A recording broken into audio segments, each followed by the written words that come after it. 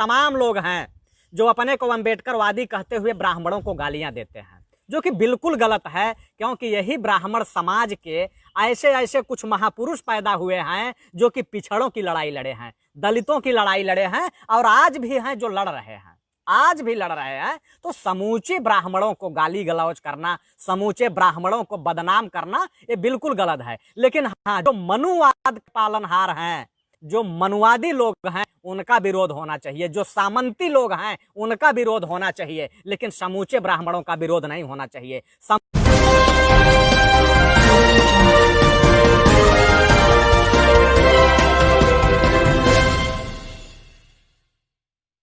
ये अंधभक्त जो होते हैं, अंधभक्तों के पास कोई जवाब नहीं होता है, इनके पास कोई तार्किक क्षमता नहीं होती है, इनके पास किसी की जवाब देने की हैसियत नहीं होती है, इनके पास दिमाग नहीं होता है। इसलिए ये करते क्या है कि ये सीधे गाली गलौज पे आ जाते हैं, और गाली गलौज पे भी आते हैं ना तो ये छुप छुप करके आते हैं। कभी आपके मैसेंजर पे जाएंगे गाली देने के लिए, तो कब आपके कमेंट में आएंगे तो गाली देंगे, उसके बाद कमेंट डिलीट करके निकल जाएंगे।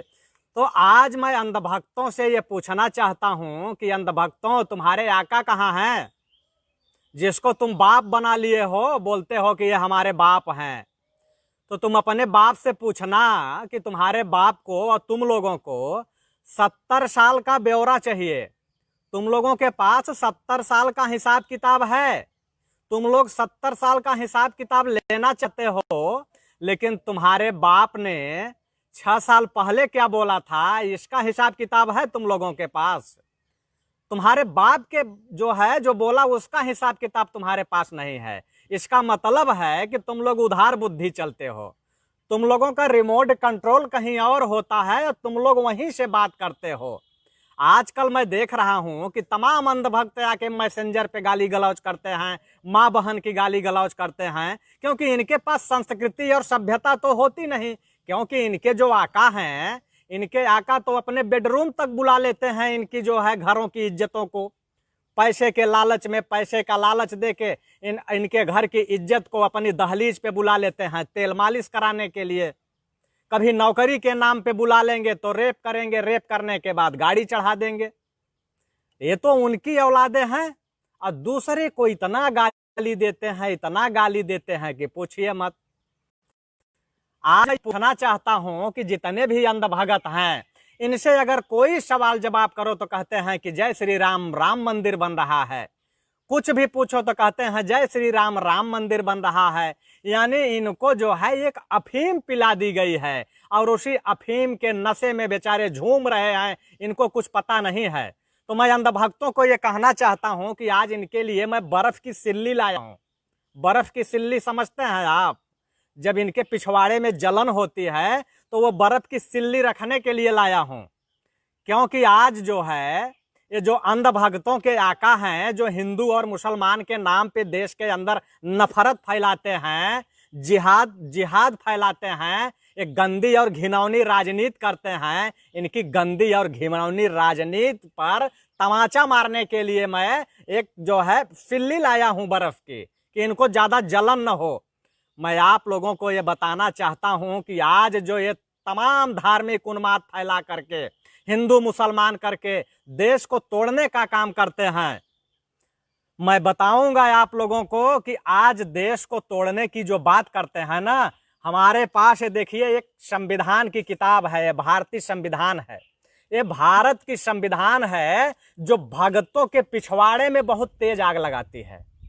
ये भगतों के पिछवाड़े में आग लगाती है और उनके आकाओं को भी आग लगाती है, क्योंकि जो उनके आका है ना, इस संविधान का एक भी सवाल का जवाब उनके पास नहीं है। इसीलिए आपको ये संविधान को हटा करके ये कहां ले जाना चाहते हैं पता है? आपको वेदों की तरफ ले जाना चाहते हैं। लेकिन वेद भी जो है ना वो सही रास्ता दिखाता है, तो ये वेद से भी भागेंगे, फिर आपको कहां ले जाएंगे जानते हैं? हिंदुत्व के नाम पे ले जाएंगे, कहेंगे हिंदुत्व के नाम पे चलो हिंदू हो। जितने भी वेद हैं, 4 वेद हैं, 18 पुराण हैं, 100 से ज्यादा उपनिषद हैं, लेकिन कहीं भी आप जो है, कहीं भी आप नाम की चीज नहीं पाएंगे, आप सनातन नाम की चीज पाएंगे। और सनातन ये कहता है वसुधैव कुटुंबकम, यानी सब कुछ हमारा है। लेकिन ये चाहते क्या है जानते हैं कि इस देश के अंदर सामंतवाद कायम हो, सामंतवाद कायम करना चाहते हैं।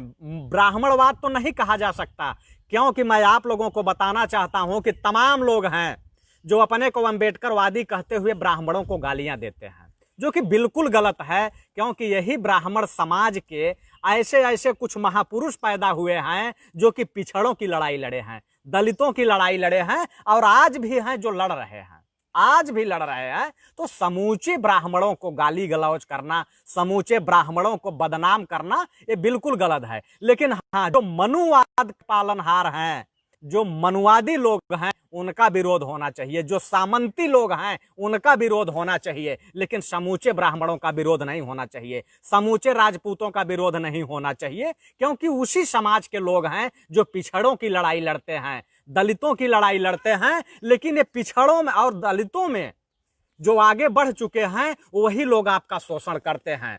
और उस शोषण को रोकने के लिए ये संविधान है, ये सबसे बड़ा ग्रंथ है, ये सबसे बड़ा वेद है।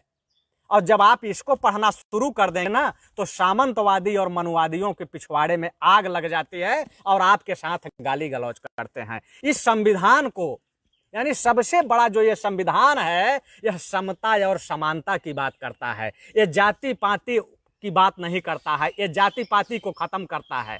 ये आपके संवैधानिक हक और अधिकार की बात करता है। यह ग्रंथ और यह वेद, यह आपको ऊंच नीच नहीं बनाता है कि हम ऊंच हैं और आप नीच हो, ऊंच नीच की बात नहीं करता है। इसलिए समूचे सभी घरों में यह जो है, यह ग्रंथ होना चाहिए।